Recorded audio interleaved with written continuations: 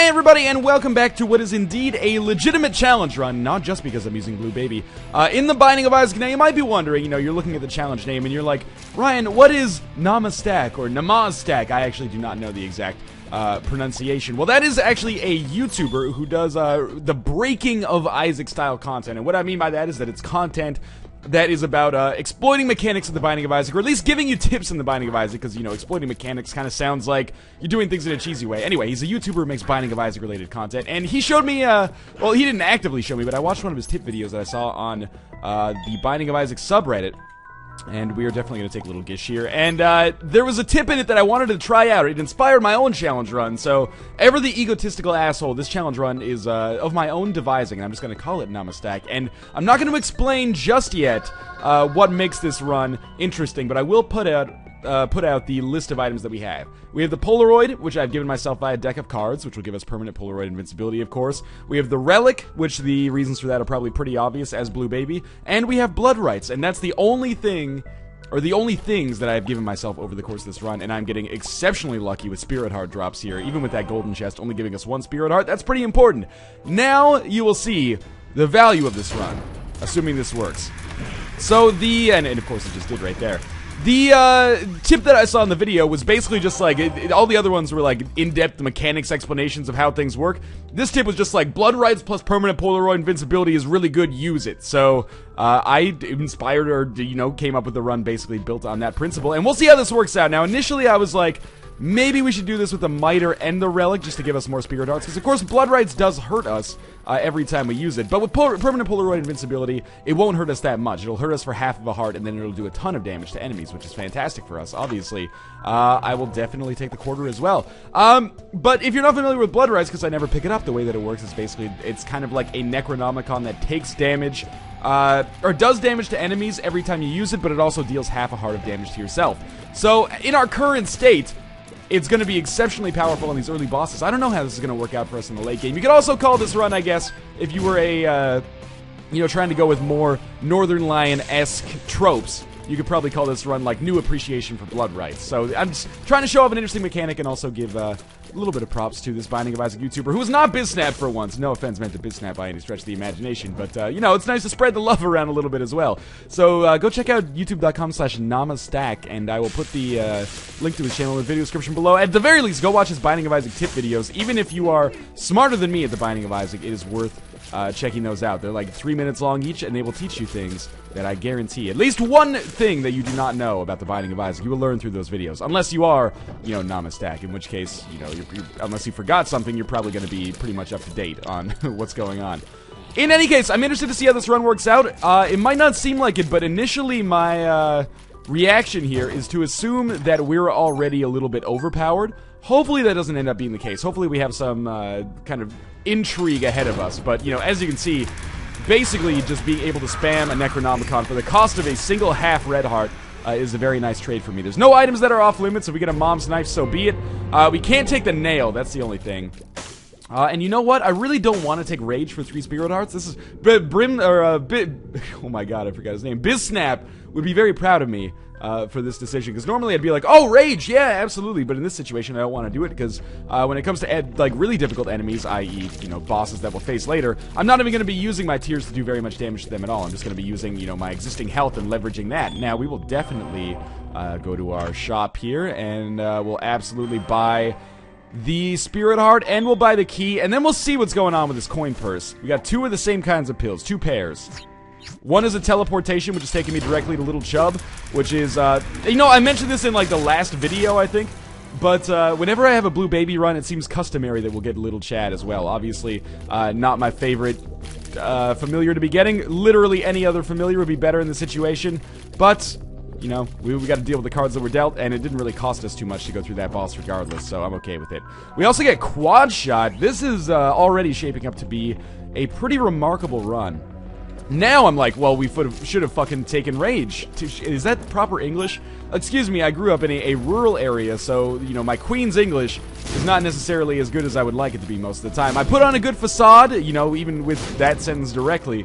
Fool card takes us back to the spawn, might be worth saving for later. And you know what? Let's try this again. But, you know, sometimes my nomenclature or my vernacular is not as refined as I would like it to be. So what else would benefit me in this situation? Obviously, any item that gives me more spirit hearts would be fantastic. I would love to get a mom's purse so I could hold on to the Polaroid and something else simultaneously. The miter is kind of like the easiest pick, I guess. And I would also love to stack just tears damage, because I really don't want to use this blood rights gimmick on every single room, because I'll run out of health pretty quickly, despite the fact that I do have the relic and have been getting fairly good luck so far. But, you know, as is right now, I think we're very much as strong as we need to be for the next few floors at the very least. You watched us just tear through the caves pretty simply there. Let's see what we've got going on here. We got more telepills, which might be interesting to take. What is this pill, though?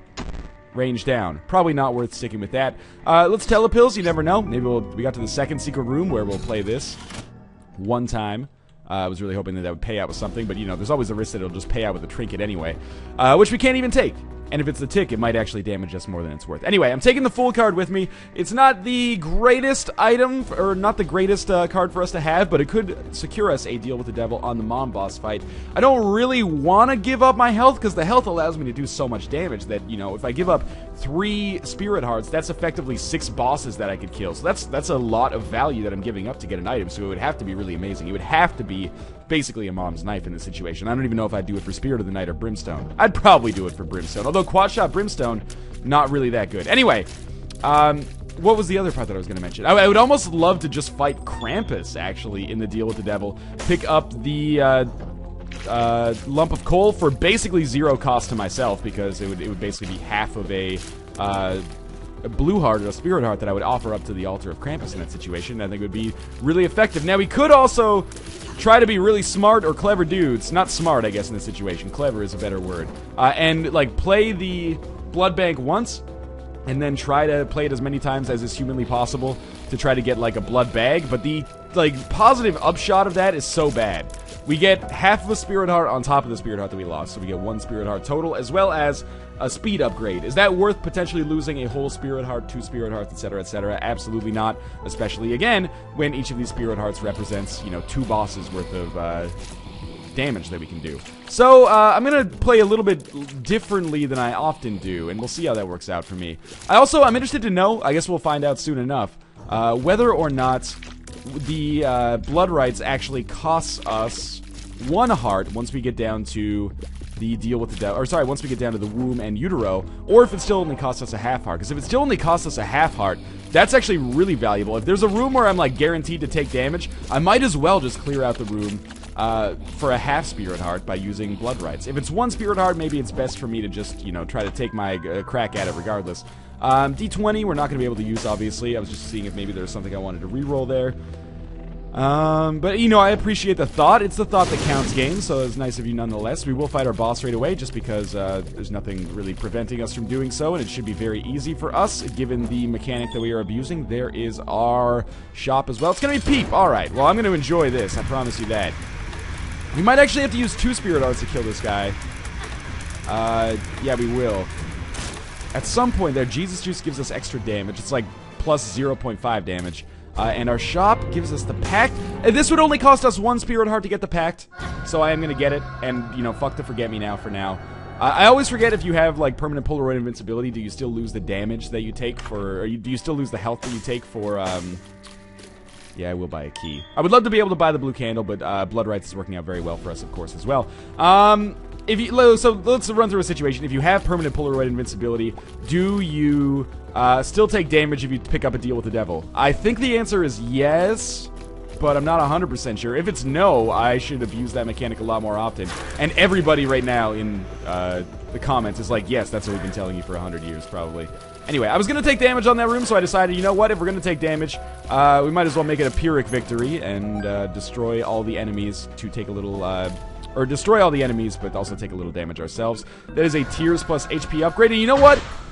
I'm so tempted to just use this Emperor card to teleport away from this room, but it's probably not necessary. Instead, I can just kill the enemies. The next spawn is going to be Larry Jr.'s, which should be easy. But I was very, very tempted to just use the Emperor card to get away, and you might be saying, well, yeah, but the Emperor card's really valuable. You're not wrong, But by the same token, the Fool card is very valuable for us as well. But I guess I will take the Emperor card away, and because the value of getting a deal with the Devil, or the possibility of a deal with the Devil, as the Fool might give us after the Mom fight, is not that strong. Because we're not going to be taking many deals with the Devil, especially that we've already gotten the one that only cost us 1 Spirit Heart and gave us some pretty good statistical upgrades. And on a normal run, it might be worth a ton, but the Emperor card is going to be more valuable, helping us skip through a later floor, ideally, anyway. So I say we leave this floor. Went reasonably well. Health is still fairly strong, and we don't really have too much standing in our way at this point, but we'll look for boss rooms and item rooms and shops, and as long as we have keys, we'll continue to follow that MO, and we'll figure out how we're going to do this. I think it's going to be okay for now. I'm interested to see how things start to change when the game gets more difficult, like once we get that huge difficulty spike. Well, the minor difficulty spike once we get down to the womb or utero, and then the huge difficulty spike once we get to the cathedral, and then, you know, God willing, if we're able to survive past that. I almost said subscribe past that. Now, there's some subliminal messaging. If we're willing to, or if we're able to survive past that, how we react to the absurd change in difficulty once you get down to the chest. Maybe I'll still have the Emperor card by then. Anyway, we have our boss fight. It is going to be war, which is awesome. I'm okay with this. I'm tapping blood rights as fast as I can, I assure you. Even if it costs us 1 Spirit Heart to finish off the entire fight, that's okay by me. I could just take out half of his health and then not have to worry about, you know, using 2 plays or 2 full periods of invincibility, but why bother? You know, this simplifies things, and probably I was going to take 1 bit of damage anyway, and this makes it much easier for me to succeed. Anyway, we have our second cube of meat, which is nice. That's going to give us a little bit of extra damage. Mostly, I guess I might as well just pop blood rights. That's the other advantage. If I want to, or if I take damage, I might as well just pop blood rights immediately afterwards to, you know, destroy everything on the room anyway. So it's going to be very rare, I think, for me to have rooms where I take more than 1 hit of damage, at least up to this point in the game. What was I going to say? The main thing about the second cube of meat, I know a lot of people think second cube of meat is the best cube of meat because it gives you the extra damage and it's also still an orbital. That's a matter of opinion, I think. I really like the third cube of meat, even though it does affect your detrimentally affect your ability to beat those later bosses. Now here's something interesting. We could play that Demon Judgment as many times as is humanly possible. Might be worth trying, actually. Maybe I will, because we're only going to lose half a Spirit Heart, and we're going to be able to play Demon Judgment like 8 times during that period. So this might pay out amazingly for us. Okay, well, I might as well just pop this now. Alright, so this could be a very damaging thing for me to do, but what can I say? I'm already feeling pretty powerful. We found the second secret room by accident, which has a bunch of red hearts I can't possibly use, and now we play the shit out of Demon Judgment. And this is a fairly good value proposition, in all honesty. There you go. He paid out with Whore of Babylon. We just traded half a Spirit Heart for Whore of Babylon. Deals with the Devil be damned. Demon Judgment pays out fantastically for us. That's going to allow us to basically be as damaging with our tears as we are with blood rights. Well, that's an exaggeration for sure. But suffice it to say, that was one of the better deals with the Devil we could have hoped for at that point. We'll see what we've got in our item room. It's my best friend, which I'm not even going to pick up. And we have the map in here, which is tempting, but I don't have the money necessary. Maybe we'll look for the money necessary, because the map could save us a little bit of time. Not to mention allowing us to find secret rooms easily. Okay, well that's not only enough money to buy the map, but enough money to buy the map and potentially have enough money to get something on the next floor from the shop. So again, I think this floor turned out amazing. The #1 coup was definitely the fact that we ended up picking up Whore of Babylon, but the map's nice as well. Did we get anything else in addition to that? The second cube of meat? I can't remember anything else, so I would say this went pretty well. And, oh, we got, was there a boss trap room on this floor, or was that the last floor where we picked up the meat? Either way, I'm pleased. Things are going pretty well for us so far, and I would say it's time for us to go down to the next floor. I'm going to take a sip of my coffee. Maybe you should use this opportunity on the vignette to go check out Namaztak, and I'm probably mispronouncing his name terribly, and I apologize for it. But go check out his channel. I sincerely am being 100% honest when I say that he will teach you something new about the Binding of Isaac, and you will not regret going to check out the videos. That's the heartiest recommendation I can muster. If you're gonna watch only 3 people's Binding of Isaac content, it should be me, Namaztak, and BizSnap, and Alpaca Patrol, and Jason with OTI, and Michael A.L. Fox, and Green9090, and Zan and Cyrene, and I'm probably, in doing this joke, it was probably ill-advised, because now I'm almost certainly missing someone, and they're gonna be like, what the fuck, man? I apologize. Go watch as much Binding of Isaac content as you can. What have I done? I've dug myself into a deep hole here. We are...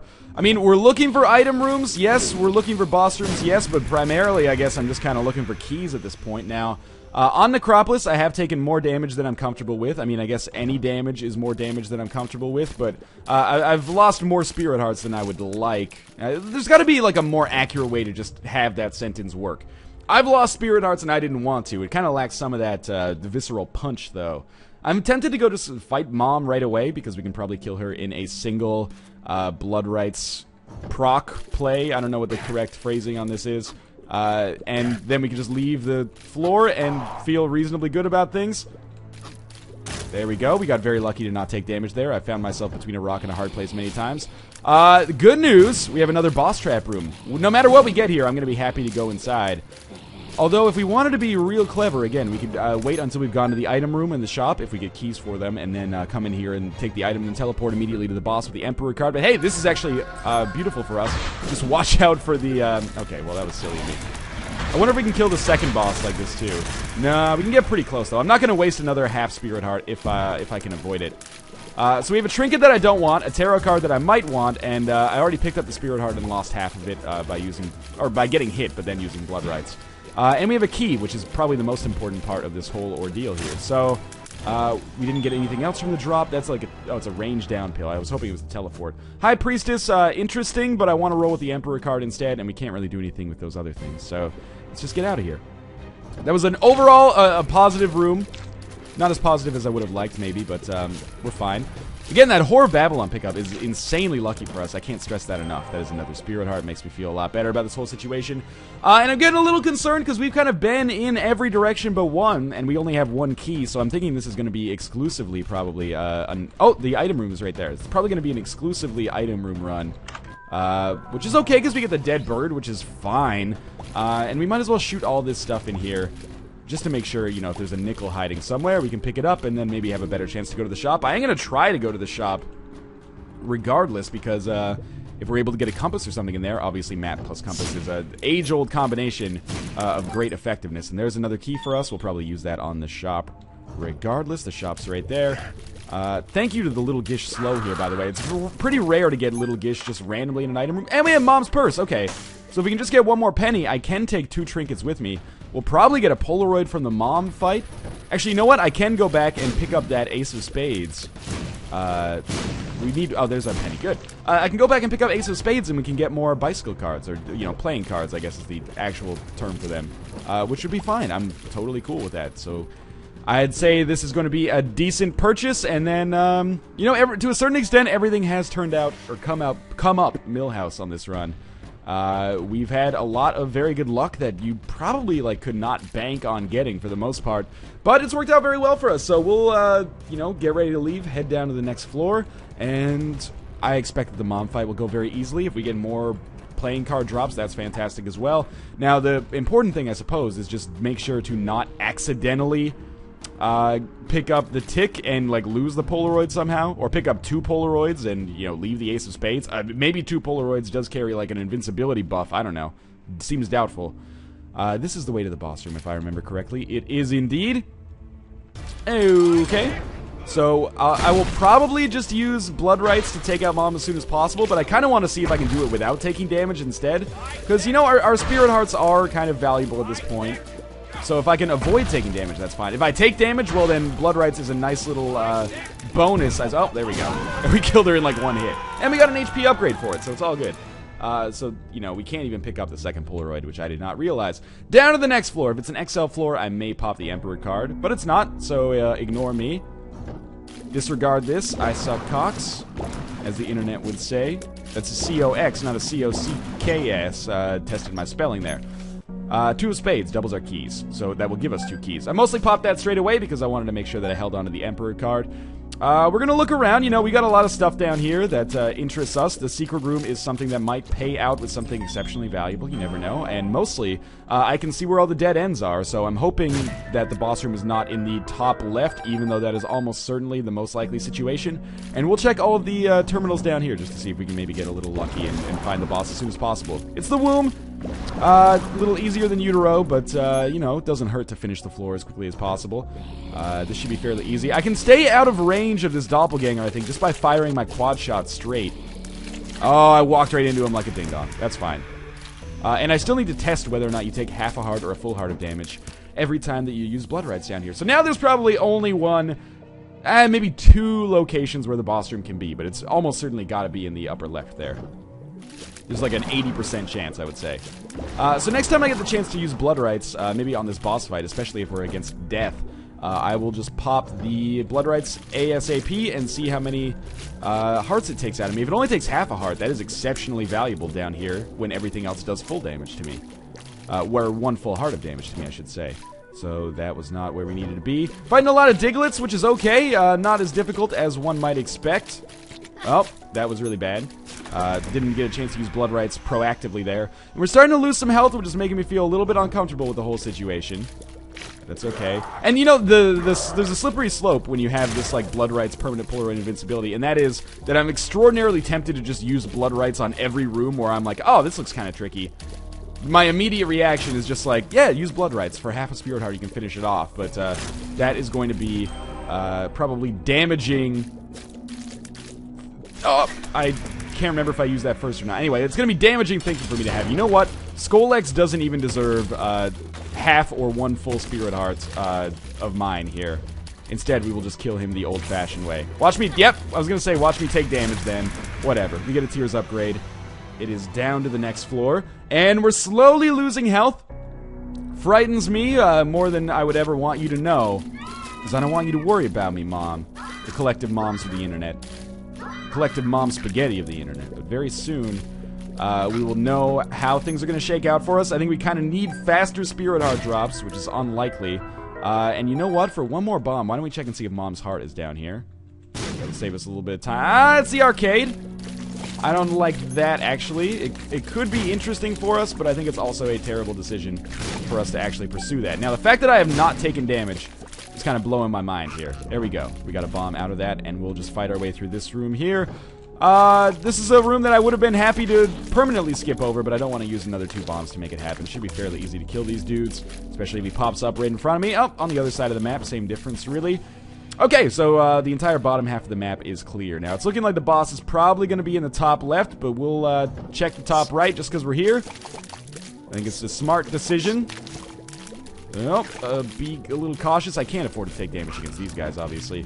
You know what? That is a situation where I should go back and use a bomb to get a bomb, because there could be a Tinted Rock there that would give me a damage upgrade or some Spirit Hearts, either of which, of course, would be exceptionally valuable. That was the worst place to put that bomb, by the way, to test that. But anyway, we at least, you know, didn't just trade a bomb for a bomb. We laundered the bomb in an attempt to get more Spirit Hearts, which is a smart idea for us when every single Spirit Heart could make the difference between life and death. There we go. That worked out well. I had to use both parts of my brain. Both right and left half working together. We get a key, which is good. Now we are at the minimum number of keys required to be able to pick up all the items on the chest.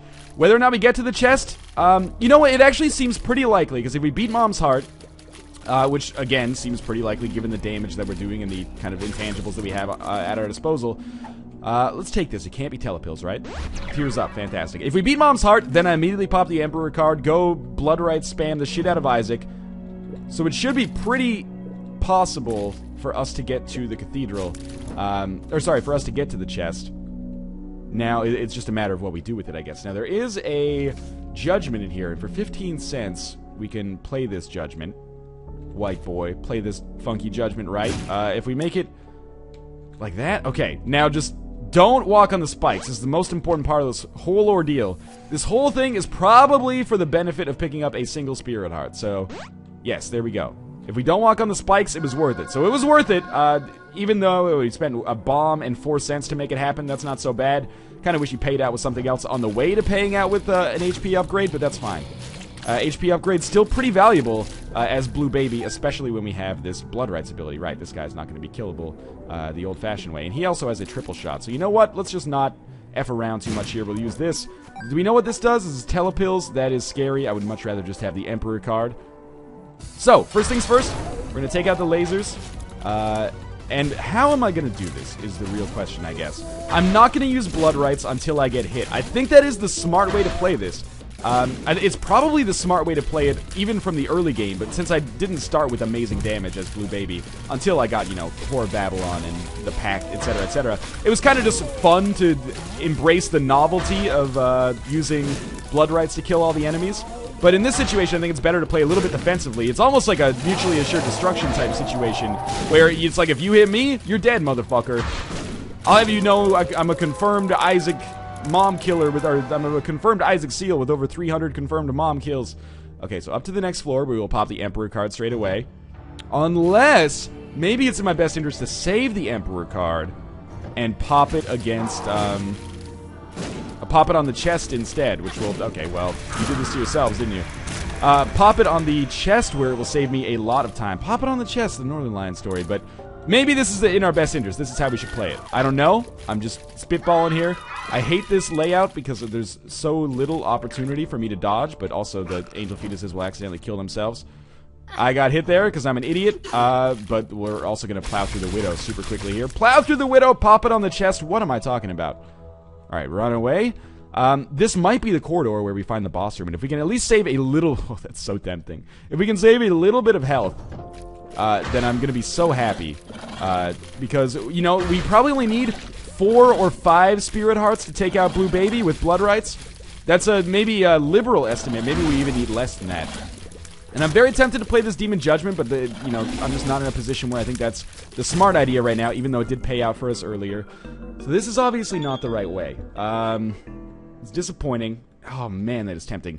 If we get more Spirit Hearts, like if we get a Tinted Rock that pays us with 2 Spirit Hearts, I will definitely go play that Demon Judgment. Just because, you know, if he gives me a Mom's Knife or something, we will have such stupid and amazing damage that I probably would not even need the effect from Blood Rights to make this happen.